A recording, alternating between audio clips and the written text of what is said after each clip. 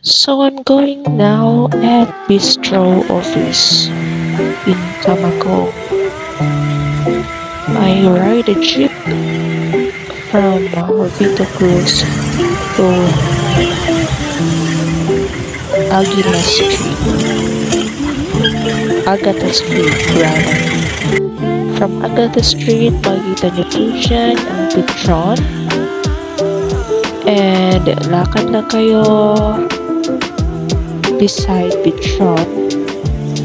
At may makita kayong mga tricycle doon.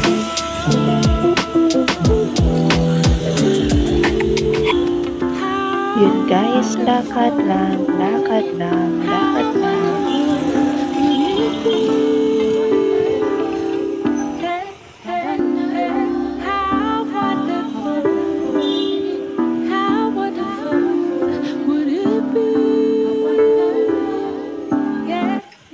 So ang ating panahon guys ay maganda, mainit po, hindi maulan. Mas mahirap pag maulan. So kahit na mababasa tayo ng tawis, okay lang. Noon, mayroon kita yung tricycle at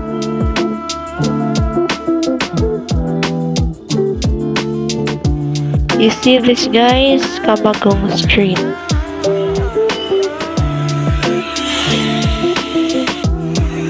Diretso lang hanggang makita mo yung bistro. Yan, nadaanan mo ang Clean Fuel gas station. Kahit na sobrang init, nilakad lang natin to dahil I'm on my budget. At para na rin ma-memorize natin yung daan.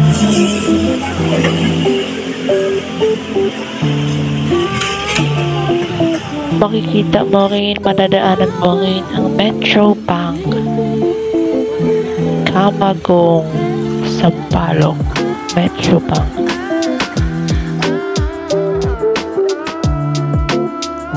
So we're here now at Bistro office. Nadaanan natin itong Privato Hotel. Konting tiis na lang, nakating na tayo sa ating pupuntahan.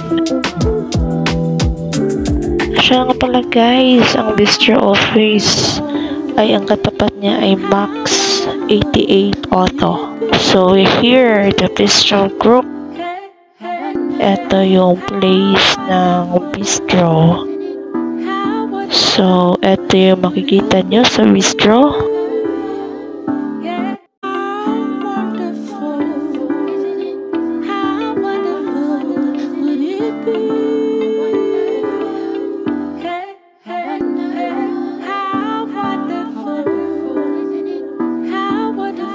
Okay, andito na tayo sa loob. Guys, ang Bistro office, ito yung hawak niya.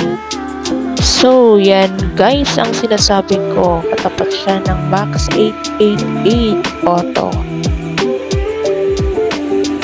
So, tapos na tayo. Going back to Petron. Pabalik na tayo. Pauwi na.